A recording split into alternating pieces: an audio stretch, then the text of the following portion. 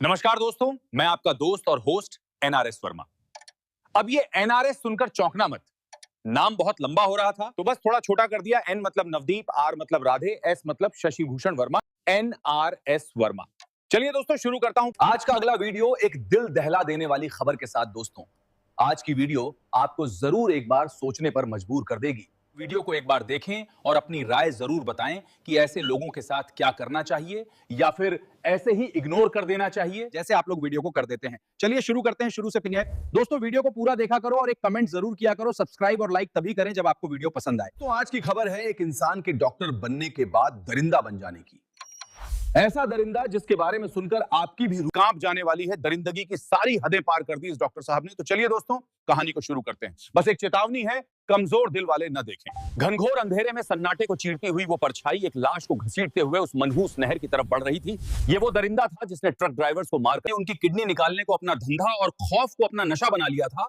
ये फर्जी नाम से टैक्सी बुक करता और ड्राइवर को सीधे मौत के घाट उतार देता। लेकिन सबसे रूह कंपा देने वाली बात यह थी कि वो ये खून अब पैसों के लिए नहीं बल्कि अपनी पैशाचिक खुशी, अपने मजे के लिए करने लगा। एक बार नहीं बल्कि दो बार पुलिस की आंखों में धूल झोंककर जेल से फरार होने वाले इस हैवान ने अपने कन्फेशन में हंसते हुए कहा था, 50 हत्याओं तक तो मुझे याद है, उसके बाद मैंने गिनती ही बंद कर दी। तो चलिए इस खौफ के सफर को शुरू से शुरू करते हैं। बात साल 1958 की है, जब उत्तर प्रदेश के अलीगढ़ के पुरानी गांव में एक साधारण से परिवार में देवेंद्र शर्मा का जन्म हुआ।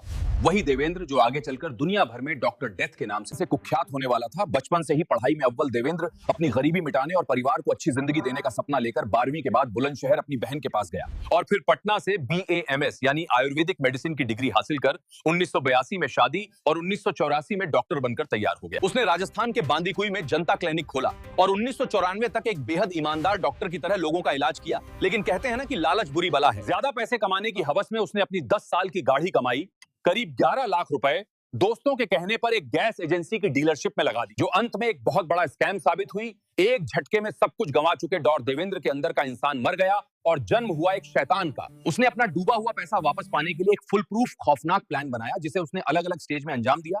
1995 में स्टेज 1 के तहत उसने डॉबर अमित के साथ मिलकर गैर कानूनी किडनी ट्रांसप्लांट का रैकेट शुरू किया। हर ट्रांसप्लांट के 5 से 7 लाख मिलते हैं और देखते ही देखते उसका घाटा पूरा हो गया। लेकिन अब उसके मुंह खून लग चुका था। रिस्क कम और मुनाफा ज्यादा कमाने के लिए उसने स्टेज 2 शुरू किया।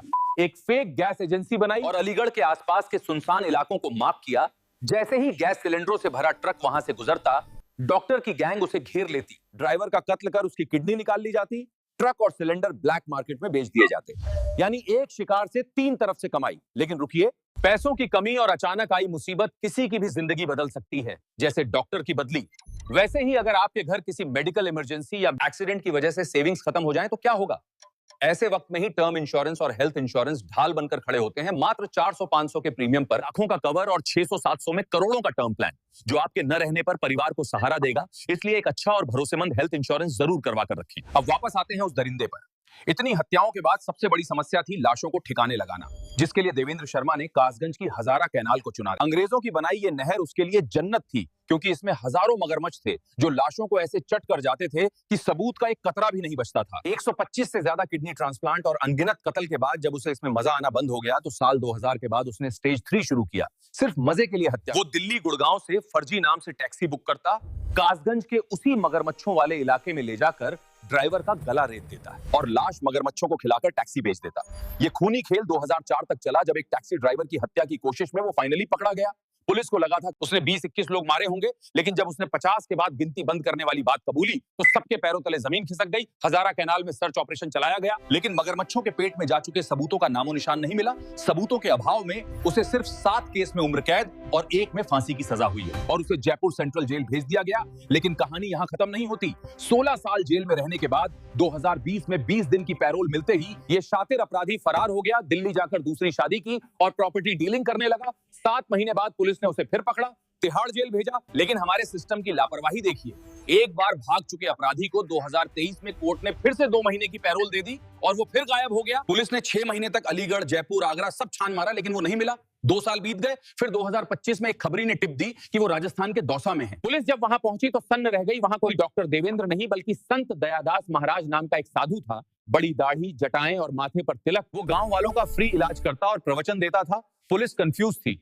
लेकिन फिर उन्होंने उसकी पुरानी फोटो से उसकी आंखें और नाक मैच की, क्योंकि इंसान भेस बदल सकता है पर चेहरे की बनावट नहीं। और आखिरकार पुलिस ने उसे दबोच लिया। पूछताछ में पता चला कि उसने मंदिर में फ्री सेवा देकर वहां अपना अड्डा बना लिया था और सीसीटीवी लगवाकर वो पूरी तरह सेटल हो चुका था। ये केस हमारे कानून के मुंह पर एक तमाचा है कि कैसे पैरोल के नाम पर ऐसे दरिंदे बार बार सिस्टम का मजाक उड़ाते हैं, डॉक्टर को भगवान कहते हैं, लेकिन ये डॉक्टर साक्षात काल बन गया था। ये दिल दहला देने वाली कहानी यहीं खत्म होती है। अगर वीडियो पसंद आया तो दबाकर इसे शेयर करो और अपनी राय एक कमेंट करके जरूर बताओ। समझदार बने, सुरक्षित रहें, अपना और अपनों का ख्याल रखें और ऐसे दरिंदों से बचकर रहें। वीडियो पर एक छोटा सा टारगेट रखा है, अगर आप इस वीडियो पर 5000 लाइक पूरे कर देते हैं तो अगली वीडियो इससे भी इंप्रूव क्वालिटी और इंप्रूव कंटेंट के साथ आपको मिलने वाली है। मिलते हैं अगली वीडियो में ऐसी ही दिल दहला देने वाली किसी सच्ची खबर के साथ। Bye bye, tata. आप देख रहे थे आपका अपना चैनल एनआरएस ज्ञान नवदीप के साथ। जय हिंद, जय भारत।